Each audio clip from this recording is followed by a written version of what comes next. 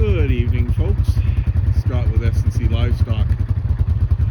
Just thought I'd give you a little view of the farm, ranch, just before dark. Starting to get closer and closer to dark winter coming here. Girls are out on the hay field, trimming it up a little bit. Normally I wouldn't do that, but we need all the feed we can get this year with the drought that we had. Plus we're doing some little more diligent rounds, a little more heightened, I guess would be better words. Our rounds are always diligent, but we had a neighbor, not even half a mile east, have a grizzly and a sow grizzly and her cub come in, ripped a 500 plus pound sow pig out of her fenced in area, stripped that sucker like there was, like they were eating on it for a week. There was not enough there to make a sausage. So we've been doing a little extra rounds, checking on our calves and our girls, because for a grizzly, half mile ain't far. It's only a few minutes. And they were bold enough to come back the second night and took a strip off another pig on our farm. So a little bit of heightened awareness around here. Hence why we're now packing a rifle on our quad checks. Last thing we need to do is be caught off guard. And no, it's not for the purpose of killing the grizzly unless we have to. You get more prison time for killing a grizzly than you would a person. But it's just some warnings. We had to shoot off some warning shots or just self-protection. But anyways, just thought I'd do a real quick video while we're up here on our check. It's starting to get cool. We had frost last night again. You know, it's only mid-September and we've had frost probably 6 times already.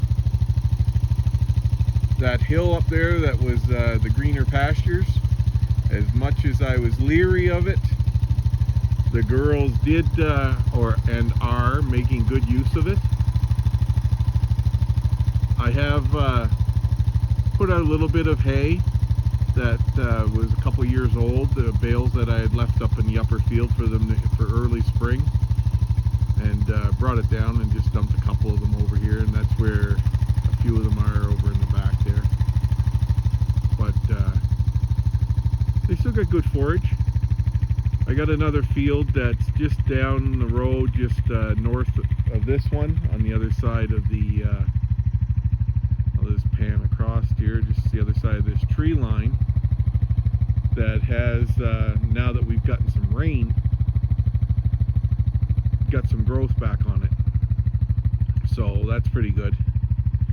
So I'll be able to, at the end of the month, open the gate up on that and they'll go in there. The main pasture is getting a little bit of growth back. We possibly, depending on timing and things like that, may let them back out there to do one more push across, and then it'll be time to keep them down closer to the house, where we'll end up having to start to feed bales. Hopefully that won't be for any time soon, as our bales are pushing Canadian dollars 95 to over $100 about a 1,200 pound round bale. That's not including if you have to hire someone to deliver. So it's steep this year. The cattle market seems to be holding strong on calves and steers so far. We'll see tomorrow at our auction that we normally go to. They're having the first pre-sort calf sale tomorrow. People are doing quite a bit of culling. We were at the auction last week just to see how things were going. and one family farm, I think they brought in, you know, upwards of 150 head. So there are people culling, and so far it's on the bigger critters. Even those, they were 900-pound critters, and they still sold for a decent price. Calves are still over, you know, $2 a pound, upwards of even $2.40. So let's hope. We're going to be doing some calf sales here soon, and hopefully we're hitting that higher end on the scale. Our calves are really looking good out here this year. They really did well on the grass, so hopefully it'll come into a decent payday at the market when we go. Other than that, we've been negligent in getting you guys a video, giving you an update. We had our new wood stove inspected, piping and stove inspection today. Everything's good, other one minor little thing which is easy to fix. We had processed a lot more firewood of standing dead trees here, so that's good and dry. That'll get put in storage this week. We're going to be building the windbreak over the next week, maybe a week and a half, and that'll set us up to be pretty darn close of being ready for that white stuff.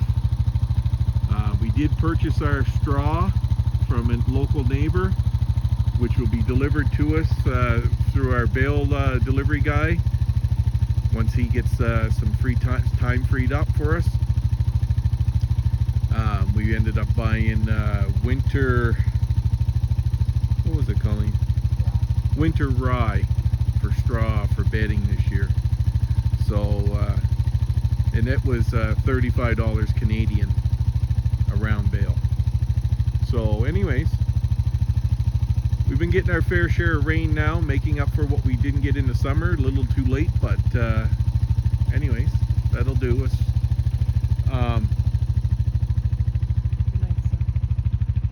Some people are going to be fortunate enough to get some hay coming from the east coast of Canada. Our ranching and farming families back there that are supporting their folks in the west, since they had a bumper crop of hay out there this year, and it's getting sent west to assist drought-stricken farms with the hay, so that's much appreciated. And yeah, other than that, it's a beautiful sunset here in Alberta, Canada.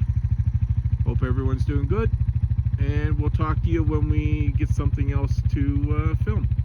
Have a great evening. Take care.